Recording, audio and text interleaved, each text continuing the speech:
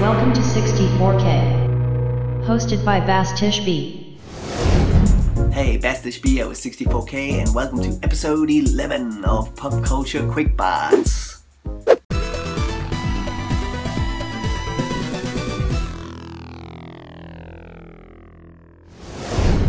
Okay, so today I'm going to cover this book. It's called Otaku Spaces. It came out in 2012. I found it on Amazon. It was one of those awesome random finds. I'm so glad I found it, and I'll show you everything about this book.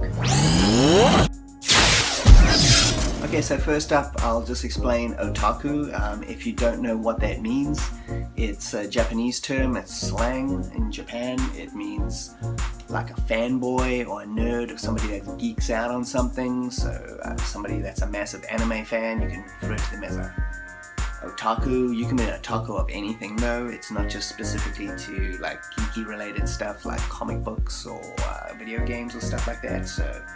But it usually is associated with those kinds of things. So if you're not up on your Japanese lingo, never fear. This book has a glossary of all like common terms that they use in the book, and you can, they probably use anime and all that kind of stuff. So like anything from like shonen manga, which means manga, which is comic books in Japan that is geared towards boys, so it's more like action oriented stuff, like stuff like One Piece or Fist of the North Star, stuff like that. So it explains everything in here, so you don't feel like you're out of your depth as to what the hell they're talking about all the time.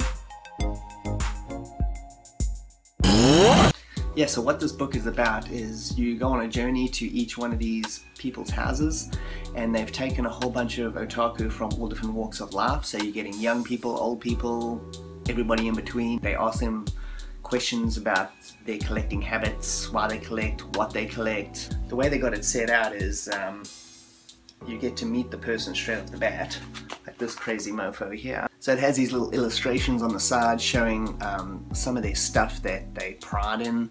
So this person loves Godzilla action figures and stuff, and it's pretty cool to look down the sides. It usually tells you like how many action figures they got of that certain character, or like how many video games they've got in this specific genre. It's like a little stat bar on the side, as well as you get the whole interview with the person.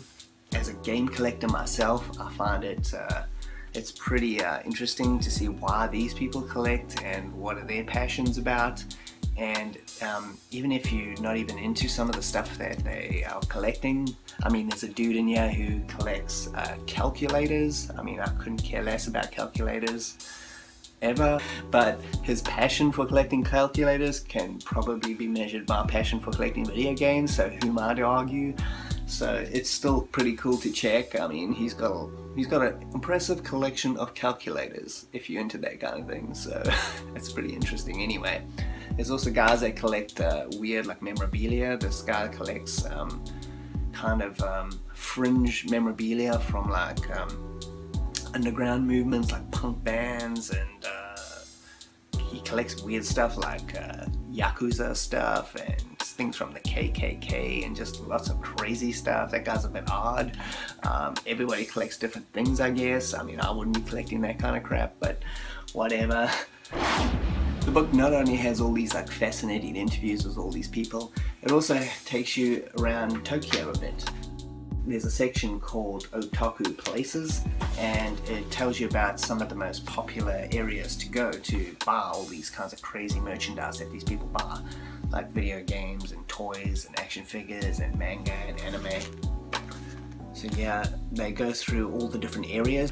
Akihabara is obviously one of the main areas. You got maid cafes and everything you can possibly think of.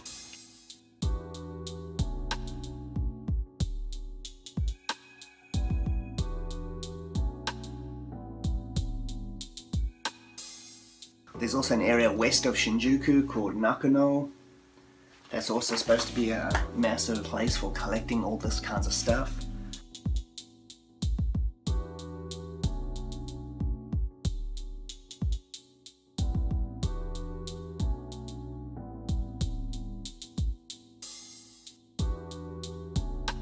Yeah, so this book has about 230 or so pages.